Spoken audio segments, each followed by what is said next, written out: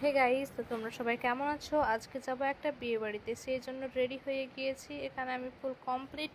আমার বর আমাকে নিতে আসবে, আমার সুন্দর ব্যাগটা তোমাদেরকে দেখাতে গিয়ে তো পড়ে গেল।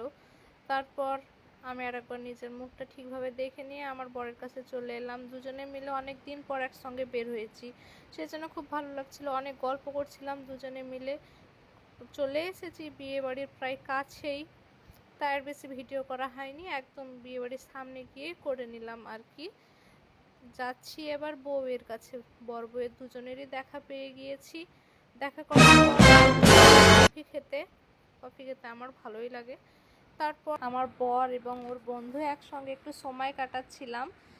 একসঙ্গে সবাই খেতে যাওয়ার জন্য বসে আছি। তো আমি আর আমার বর এখানে একই ফ্রেমে খেতে বসে পড়েছি। প্রথমে স্যালাড আর একটা ভেজিটেবল চপ দিয়েছিল। আমার পছন্দের ফ্রাইড রাইস পড়ে গিয়েছে। এটা আমার বরের বন্ধু। এখানে আমার বর আরও সবাই, ওখানে অনেকেই বসেছিলাম, আমাদের একসঙ্গে এক টিম বলতে পারো আর কি। পড়ে গিয়েছে চানা মশলা, সঙ্গে পনিরও দিয়েছিল।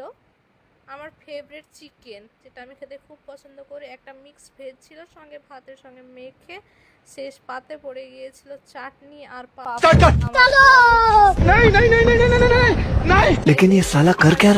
তারপরে ও খেয়েছিল 4-5টা মতো। কোথাও গেলে আমি আমার বরের এভাবেই হাত ধরে থাকি। এখানে সবাই মিলে একটু গল্প করছিলাম। গল্প করা হয়ে যাওয়ার পরে বাড়িও তো ফিরতে হবে, অনেকটা সময় একসঙ্গে কাটিয়ে তো বাড়ির পথে রওনা দিয়ে দিই। আকাশের অবস্থাটাও খুব একটা ভালো ছিল না, আজকে সময়টা খুব সুন্দরভাবেই কাটালাম। তো তোমাদের ব্লগটা কেমন